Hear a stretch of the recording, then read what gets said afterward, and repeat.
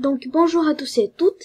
Alors aujourd'hui, vous allez voir le top 5, tout simplement, des personnages les plus inutiles, et oui, je dis les plus inutiles, pardon, dans Dragon Ball et dans Dragon Ball Z, tout simplement. Alors, on va aller tout de suite à la 5e place.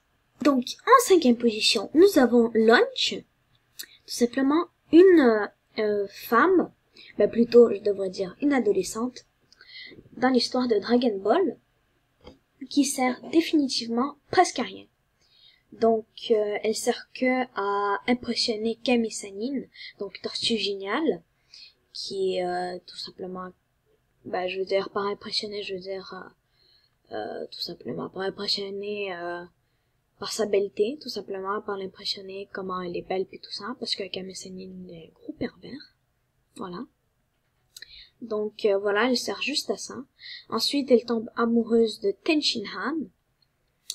Et puis ensuite, on la voit presque plus, dans l'histoire de Dragon Ball et dans Dragon Ball Z. Donc c'est un des personnages qui sert vraiment à rien. Voilà. Alors, en 4e position, nous avons Chaozu, donc le meilleur ami de Tenshinhan, qui son premier rôle, c'est tout simplement à se battre contre Krillin dans le deuxième Tenkaichi. Voilà, donc dans le deuxième match de tout simplement du championnat du monde dans les arts martiaux. Il se bat contre Krillin. Ensuite, il sert aussi à encourager Tenshinhan dans le combat contre Pao Pai. Et la troisième chose à quoi il sert, c'est que tout simplement il sert à un tout petit peu dans la bataille contre Nappa. Donc il tabasse un peu Nappa, mais ça lui fait un peu rien. Voilà. On va aller au top 3 tout de suite. Donc en 3e position, nous avons Oolong. Donc voilà, il peut se métamorphoser voilà, en toutes les choses qu'il veut en fait, mais il peut se métamorphoser pendant 5 minutes, et ensuite il doit prendre une pause de 1 minute pour pouvoir se métamorphoser encore une fois.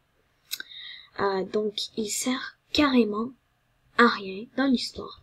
Juste dans le premier au 3e tome, il sert qu'à tout simplement encourager Son Goku et Bulma à aller chercher les Dragon Ball, et aussi à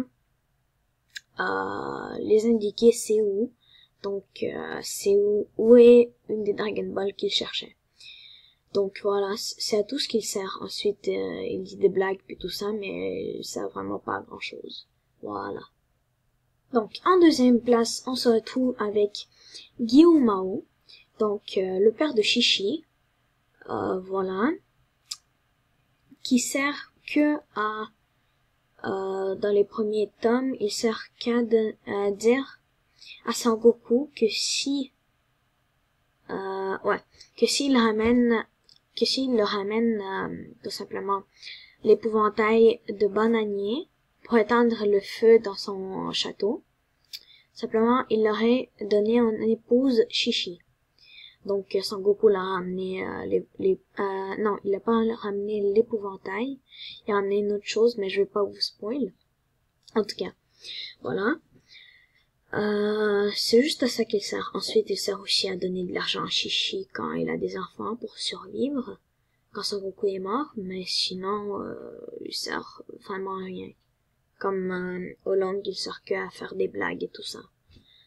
Voilà. Et oui, donc en première place, on a Apple, voilà, qui sert mais d'une force à rien dans l'histoire. Donc c'est juste comment peux-je dire, le conseiller et tout ça de Freezer. Donc Freezer c'est son chef, c'est son maître puis tout ça. Lui il sert que à tout simplement obéir à Freezer, puis ensuite il fait presque rien. Il fait que on le voit même plus dans l'histoire. On ne voit que la saga Cell. Voilà, et la saga Super. Parce que là, Cell revient, Cell, Freezer. Freezer, il revient et tout ça.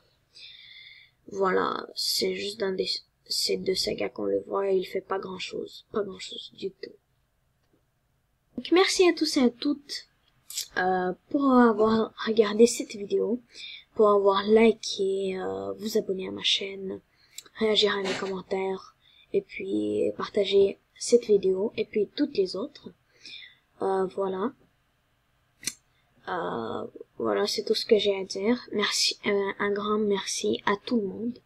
Donc sur ce, je dois vous quitter. Donc je vous souhaite une belle fin de journée. Ciao!